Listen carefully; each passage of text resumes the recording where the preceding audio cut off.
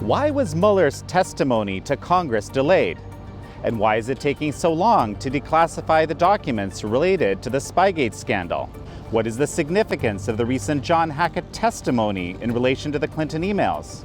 And in the eyes of Judicial Watch's Tom Fitton, what key questions should Republicans be asking during Mueller's upcoming testimony? This is American Thought Leaders, and I'm Jekielek. Today we sit down with Tom Fitton, president of Judicial Watch, which uses FOIA, or Freedom of Information Act requests, and litigation to expose government corruption. We discuss the reaction to President Trump's tweets about the 4 congresswomen, the upcoming Mueller testimony, and what Tom Fitton sees as concurrent attacks on President Trump and his administration in the biggest corruption scandal of all time. We also look at the citizenship question and Tom's take on the different Spygate-related investigations, including those of DOJ Inspector General Michael Horowitz, U.S. Attorney for Connecticut John Durham, and U.S. Attorney for Utah John Huber. Tom Fitton, it's excellent to have you back on American Thought Leaders. Hey, thank you. Good to be with you again. So, I was hoping we would be talking about Mueller's testimony today. That was scheduled for today. What do you make of it being postponed again? Well, the Democrats are trying to use the Mueller testimony to the greatest possible political benefit, which is to destroy the president. And they ran into a problem because they were trying to limit the questions, limit his testimony, and it just raised objections. Why are they changing the rules to prevent members from asking questions who serve on the committees he was going to be appearing before? And what was going on? And so rather than deal with it directly, they didn't have time to deal with it directly, they delayed the testimony. Mueller is going to be problematic for the Democrats, and their goal obviously is to kind of raise the issues of collusion and obstruction, even though there's no evidence of either, by having Mueller suggest, well, the president's a bad guy and I couldn't exonerate him, which is right, contrary to the rule of law here in the United States, where you're innocent until proven guilty. Right. Under Mueller's rubric is you're guilty until I can exonerate you. Well, that's not the way it's supposed to work. That's why Democrats want him to appear. And Republicans are going to do their best to ask some tough questions of Mueller, and I hope they do, of, why did you hire all these anti-Trumpers? What about your conflicts of interest? Why did you delete emails, your office delete emails, and not do anything in terms of trying to recover them? What happened there? All sorts of questions about Lisa Page and Peter Strzok. The Steele Dossier, why did they use that fraudulent Steele Dossier to target Trump? When did he know about the fact there was no collusion, and why didn't he tell the American people immediately?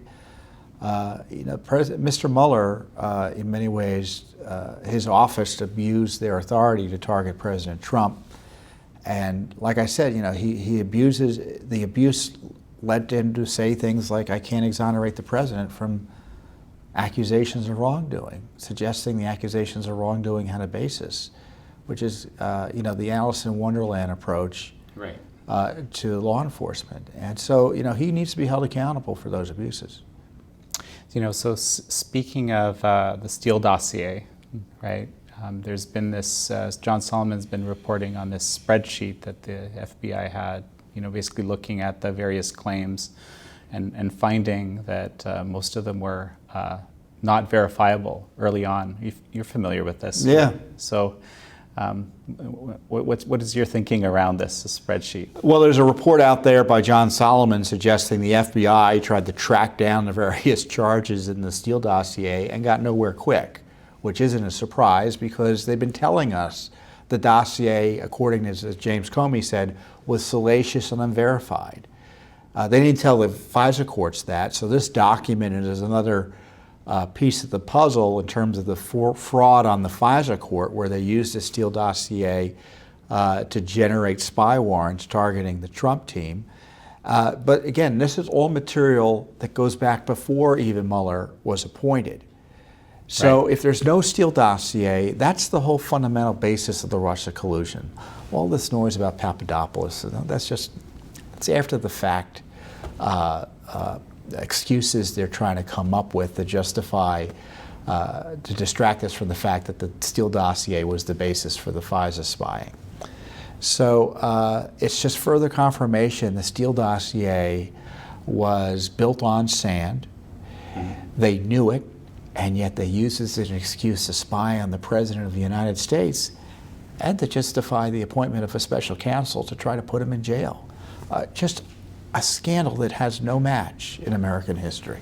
So, the president has actually ordered, quite a while ago now, declassification, or has authorized, said that we can have declassification around all sorts of documents related to this. Seems to have been going very slowly. There's been rumors that the DNI director, Dan Coates, might potentially be replaced. There's a lot of rumors going around. People are wondering, what about declassification? What are your thoughts on that? It has been slow, and we've been pressing the Justice Department to declassify. Well, we've been suing in federal court for years on some of these deep state issues, including the FISA warrant applications, parts of which have only been released. Other parts, which evidently show more corruption, are still being withheld. So the Justice Department has been slow. My guess is there's a handful of people in the Justice Department appointed by President Trump, and they're being told by the deep staters, you can't do X, Y, and Z. So if I were the president, I would intervene directly in the sense that he has direct authority to release material. And if there's material out there in discrete categories of documents that we know about, for instance, the rest of the FISA warrant application, some of the memos associated with the creation of the special counsel investigation, what Bruce Orr was up to, right. The DOJ official. Bruce Orr was the DOJ official who was conflicted because his wife worked for the right. Clinton gang at Fusion GPS.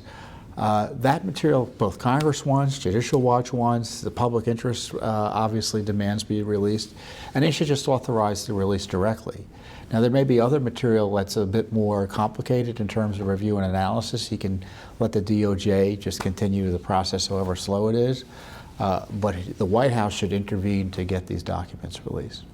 Speaking of Bruce Orr, actually, you recently reported that he got a big promotion at an unlikely time. This is the incredible thing. So he's working as a cutout for the So Christopher Steele was an FBI informant in 2016. We have the documents that show he was paid 11 of the 13 times he met with the FBI in 2016. So he's working for the Clintons, the DNC, and the FBI at the same time. So it was a joint operation. Then the FBI had enough of him because he was leaking. Because he wanted to get Trump, make him lose. Okay. So the FBI said, well, we can't work with him directly anymore. So what are we going to do? Well, we'll use DOJ's Bruce Orr to be our cutout. And Orr is conflicted because his wife, Nellie, worked for and with Fusion GPS right. and Christopher Steele. So he gets a big bonus that year. I think it was $28,000, whatever the number was. It's incredible, isn't it? And then it comes out that he's working with Steele despite this conflict of interest. He's doing it on the sly. And the DOJ removes him, kicks him upstairs or downstairs or laterally, but takes him out of one of the top positions at the Justice Department. And in doing so, they give him a raise.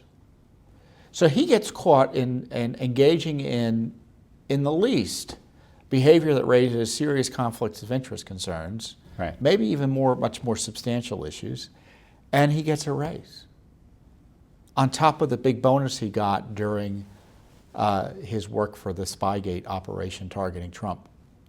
While he's getting demoted. Right, and this is material that Judicial Watch is getting out. Congress didn't get out, but Judicial Watch did as a result of our litigation and investigations. No, it's amazing. And so, there are a number of investigations still basically ongoing. We have the DOJ Inspector General, Michael Horowitz. He's been looking into this whole FISA abuse issue. Actually, he was interviewing Christopher Steele in London, from what we know. Where do you think this investigation is going? Where are we at with it? Well, IGs are, he put out, for instance, the Inspector General. He's not a Trump appointee, he's an Obama appointee. And the last big IG report he did related to Trump and Clinton, there was a lot of big information that came out. We got out the text messages showing the bias of Lisa Page and Peter Strzok, highlighting the unusual activity by the FBI and the DOJ and that sham investigation of Hillary Clinton's email conduct. But he just didn't want to reach the conclusions that any other person, given the evidence before them, would have reached. So he both pushed and pulled his punch at the same time. So I think we'll get a similar report here, where there'll be a lot of information that would be useful for those who want to prosecute someone, get some government reform or other accountability. But the IG is probably going to be not as aggressive as we would like. But it's important we get this information out, we get these details out. So the IG report will be both a cover-up and an expose at the same time. And we're going to focus on the expose part of it. And the reason Judicial Watch does the work we do because of the cover-up part of it. That's why we continue our 50-plus lawsuits on these issues. So what about this other investigation into the, alleged, well, not alleged, the spying, the FBI surveillance that John Durham is doing now? Where do you think this investigation is going? I don't know. I have no idea. I don't know publicly what's happening. They've been very mum. They've been quiet on it. Is there a grand jury operating? Maybe, maybe not. I don't know. If there's a serious criminal investigation, I haven't seen indications of it. Maybe they're just doing a review and just using a grand jury to get a witness or two to talk to them. I don't know. But we're getting impatient. We want them to move, or at least reassure us that they are moving. It doesn't mean they have to indict someone tomorrow, but we want to be sure that they're investigating with the goal of potentially prosecuting people. Not just, we don't need another IG report. We need a criminal investigation of this, as I say, the biggest corruption scandal of all time. Right. And so, I want to jump to the Clinton email scandal, which, of course, Judicial Watch was central to exposing and so forth. And there's actually the Clinton email scandal is incredibly important in understanding why Russiagate or Spygate happened at all. And maybe for the benefit of our audience, explain the connection. Well, in 2015, Judicial Watch litigation over Benghazi, believe it or not, helped expose the Clinton email. There'd be no Clinton email information without Judicial Watch pushing the State Department for Clinton emails. They finally had to fess up that we had all these emails we weren't telling anyone about. Oh, when did they begin snooping around President Trump? 2015. And remember, the Justice Department and the FBI is supposed to be investigating Clinton while working with her lawyers, because we have the documents showing, and using her dossier to target Trump. So the idea that the Justice Department and the FBI were going to do a serious investigation of the campaign or the person they were allied with in targeting Trump is just, it tells you what was happening. Hillary Clinton was facing significant criminal and other liability. People around her were. The Obama administration was as a result. So what were they going to do? Well, let's distract everyone from that by targeting Trump and protecting Hillary Clinton at the same time. And once President Trump won, they got worried that, the new Justice Department may actually go back and net out the justice that the American people want here. So what do we do here? Well, freeze the Justice Department by having a special counsel. We're pretending that President Trump's Russia investigation or Russia issues are serious as opposed to a hoax. And they were effective in freezing the Justice Department from doing anything on Hillary Clinton. And this is why they screamed when Barr made noises about going back and looking at these issues, because now that Mueller is over, Barr, in theory, is able to go back and relook at the Clinton email investigation, the Clinton Foundation investigation, which also was suppressed. Right. In addition to the criminal victimization of the president with the illegal spying on him and his people. This is so fascinating. I just think it's a generally overlooked connection. So I appreciate you spelling it out. Remember, like Clinton, yeah. the Clinton gave them forget about the Clinton emails. Clinton gave them the dossier and worked with them on the dossier, not at the FBI and DOJ, but we have the other documents, John, that came out this past month or so, showing that the State Department was working with the Clinton group to launder the dossier type information.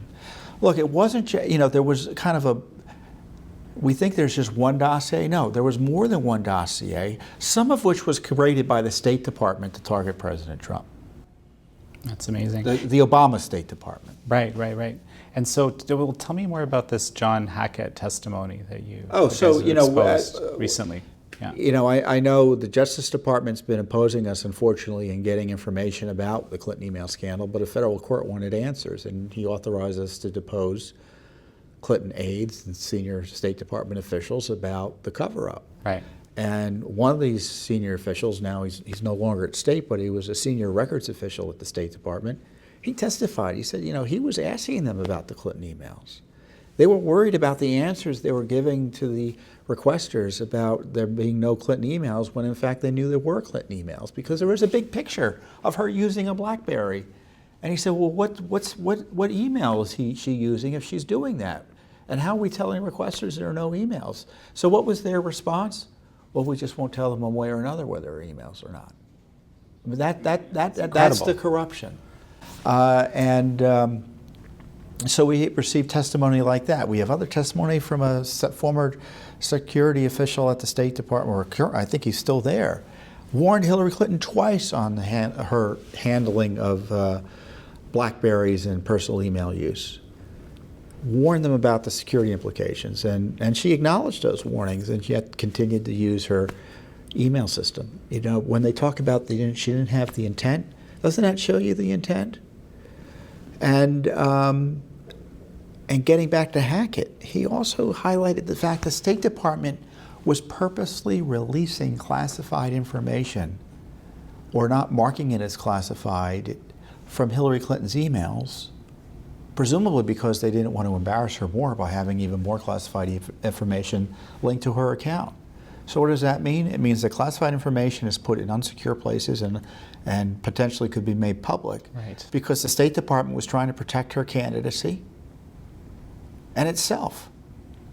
When they get emails, they see some of it's classified, some of it they have to mark, even though they were trying to avoid doing that, and others they decide not to mark even though they knew better, because they were trying to protect her from having too much criminal liability for mishandling classified information.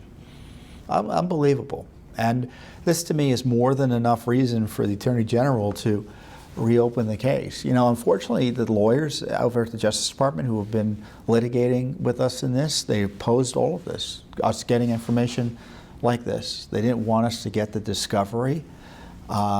They were defending the indefensible. In fact, the federal court judge in our case yelled at this Justice Department for continuing to prevaricate on the Clinton email scam. It sounds incredible when you put it that way. Well, and it helps explain why it takes a long time to get documents declassified, because the Justice Department is run by left-wing partisan activists who want to see President Trump removed from office.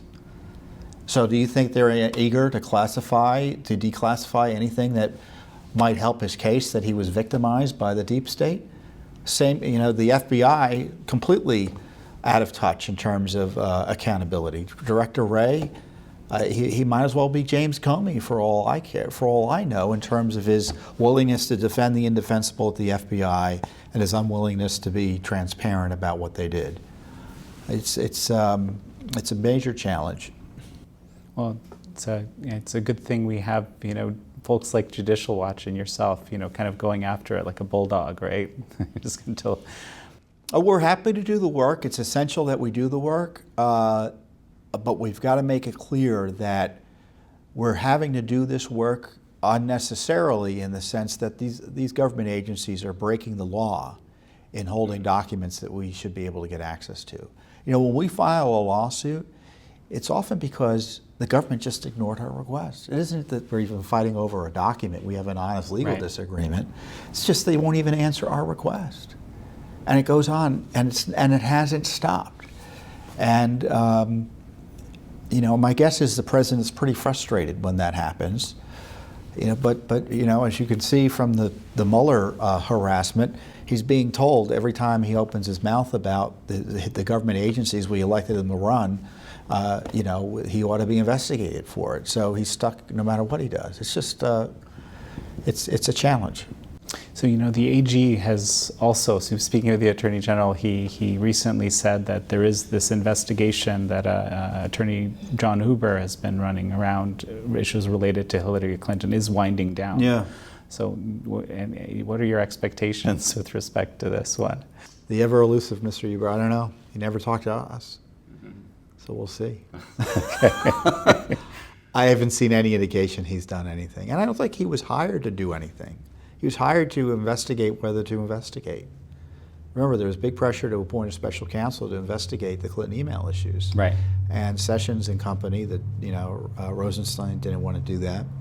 So their solution was to appoint Mr. Huber to investigate whether to investigate it further. That's the kind of the appointing language. I'm not exaggerating.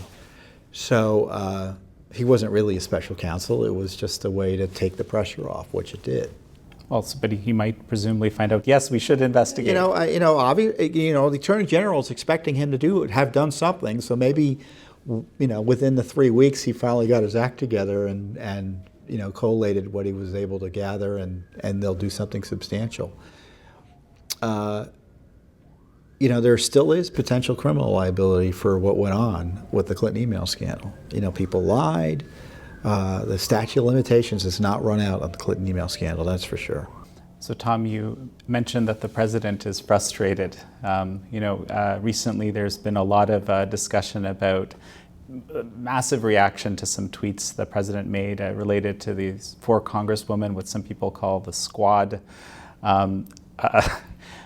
What are your thoughts on this whole situation? Well, the tweets weren't racist. The president was calling them out over their ideology, not their race. So smearing them as racist is just par for the course for the left. But what's more problematic is them using the powers of the House to attack him again. And so just recall where we are. The Democratic National Committee, the Democratic Party, worked in concert with the FBI to spy on him through this manufactured Russia hoax. You had this coup cabal targeting him, anti-Trump. So they got their Mueller investigation going, which is part of that. So they took control. The House was taken over by the Democratic Party, who was behind this anti-Trump illegal activity. Okay. And so they doubled up on it. They continued with this reckless impeachment talk. They're trying to rifle through his tax returns. They've issued repetitive, redundant, and abusive and harassing subpoena after subpoena after subpoena, probably well over 100 at this point. And so, and on top of that, they're going to censure him or pass a message of disapproval over his statements that aren't racist, but they're going to call him a racist. And it's so bad that they had to break the rules of the House to get it done. Right. Tell me about, explain that. Well, you're not allowed to attack the president personally. So Nancy Pelosi gets up on the speaker's chair, knowing what the rules are. This is a rule that everyone knows about on the Hill. If you're a House member, you got to keep it, you can't get personal on the floor. But she did it purposely, and so she had her words taken down, as the rules require. So there was more of a power fight on the Hill, and they voted to keep her words in. So they voted to let her break the rules. But it just fits in nicely.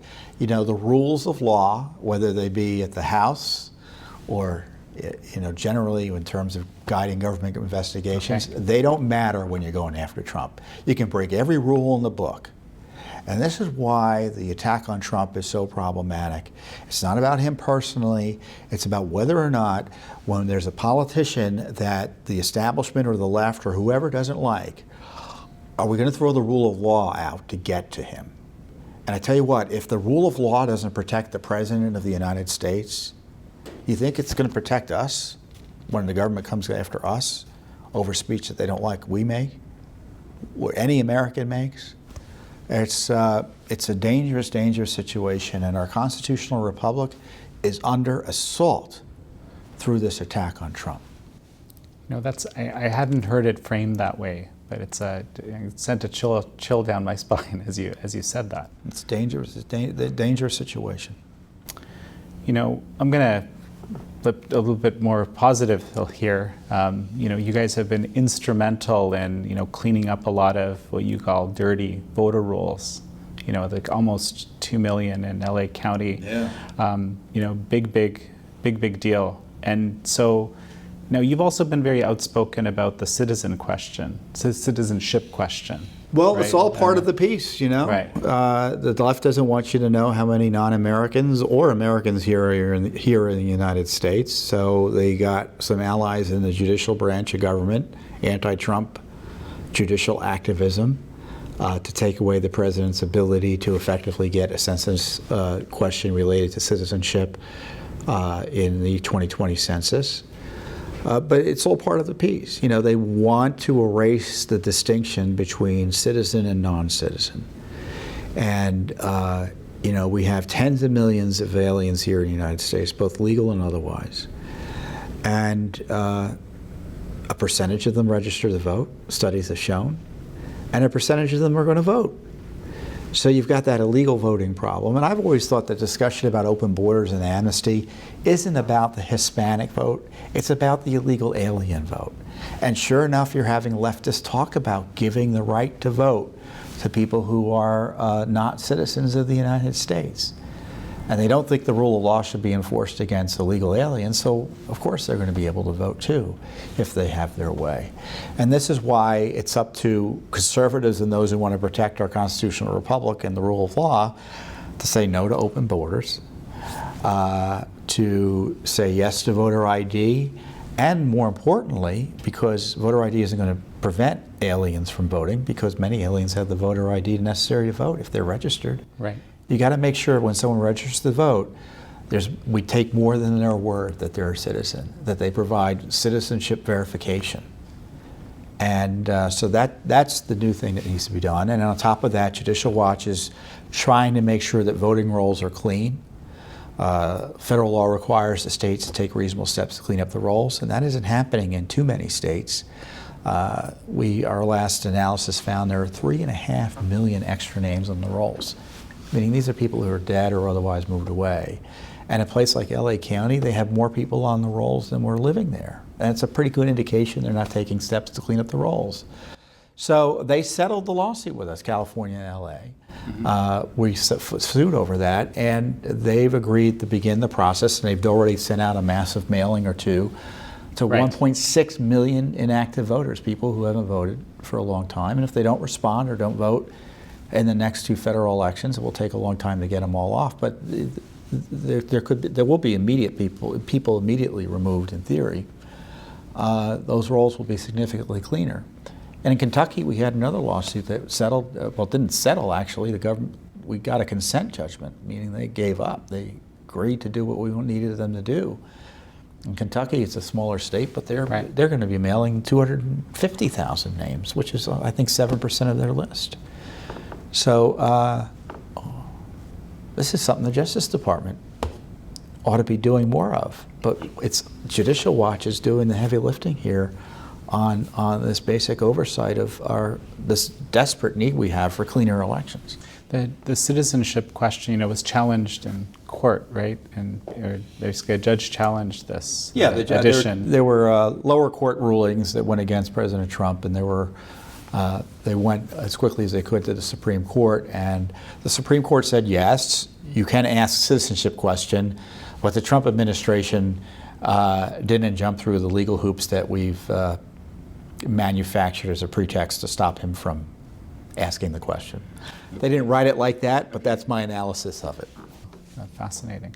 Well, we're going to finish up in a moment. Is there anything else you'd like to say, draw our attention to some of the work Judicial Watch is doing now, or what you're expecting to happen presumably next Wednesday when the special counsel... I think people should recognize the Mueller testimony, this craziness over the president's tweets. It's all part and parcel of presidential harassment. And but the harassment is to the degree it's targeting President Trump, we should recognize, though, it's an attack on the rule of law. And we're facing it at the border with the border crisis, the unwillingness to enforce the rule of law there, and the opposition and hatred for those enforcing the law. And then, of course, we got the clean election issue. So our system of government that protects our freedoms is under attack from a variety of very dangerous forces. You have open borders, elections that can be stolen, and a president that they're trying to hamstring in the least, if not remove, through lawless actions. This is today's United States of America, and I'm glad to say Judicial Watch is doing its part to try to defend the republic. And we just want more support, not only for the American people from doing so, but more politicians need to understand the gravity of the situation.